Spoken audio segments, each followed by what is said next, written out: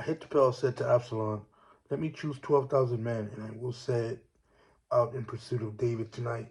I will attack him while he is weary and discouraged, throw him into a panic, and all the people with him will scatter.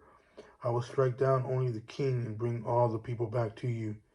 When everyone returns except the man you're looking for, all the people will be at peace." This proposal seemed right to Absalom and all the elders of Israel. Then Absalom said, "Summon Hushai the Archite. Also, let's hear what he has to say as well." So Hushai came to Absalom, and Absalom told him, "Ahithophel offered this proposal. Should we carry out this proposal? If not, what do you say?"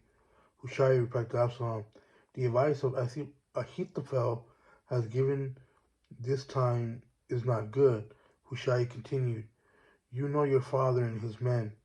They are warriors and are desperate like a wild bear robbed of her cubs. Your father is an experienced soldier who won't spend the night with his people. He's probably already hiding in one of the caves or somewhere else.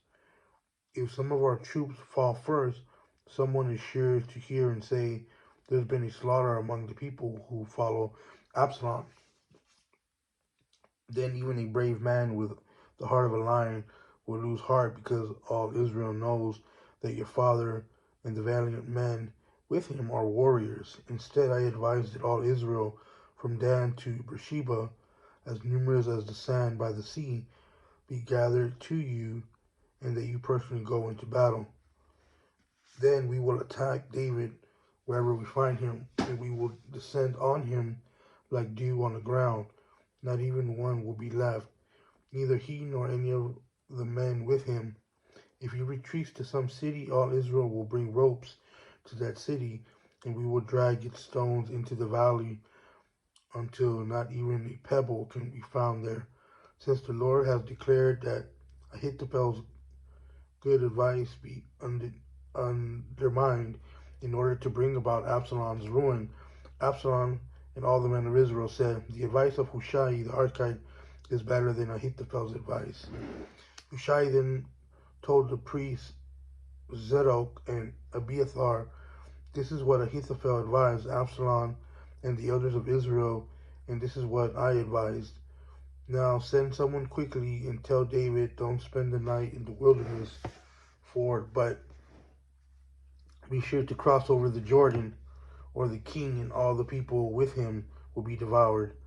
Jonathan and Ahimaaz were staying at En Rogel, where a servant girl would come and pass along information to them.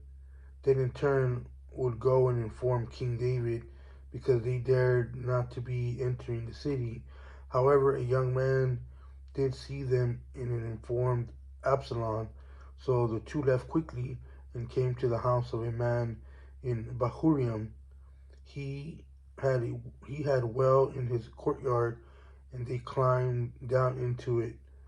Then his wife took the cover, placed it over her mouth of the well, and scattered grain on it so nobody would know anything.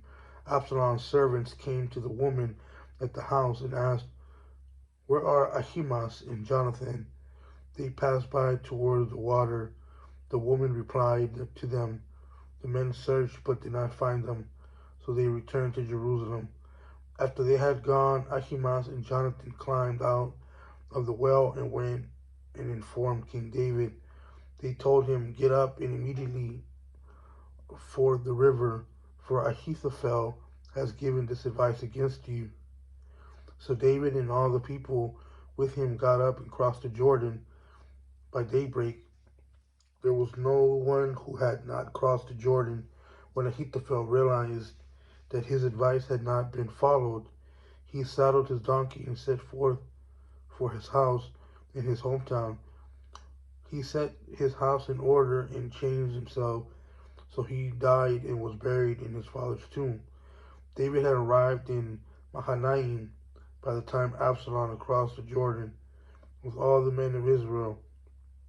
Now Absalom had appointed Amasa over the army in Joab's place. Amasa was the son of a man named Ithra the Israelite. Ithra had married Abigail, daughter of Nahash. Abigail was sister to Zeruiah, Joab's mother, and Israel and Absalom camped in the land of Gilead. When David came to Mahanaim, Shobi, son of Nahash, from Rabbah of the Ammonites, Machir, son of Amiel, from the Lo Debar, and the Brasilia, Gilead, from Rohelim, brought beds, basins, and pottery items. They also brought wheat, barley, flour, roasted grain, beans, lentils, honey, curds, sheep, and cheese from the herd of David, and the people would eat with him. They had reasoned the people must be hungry, exhausted, and thirsty in the wilderness.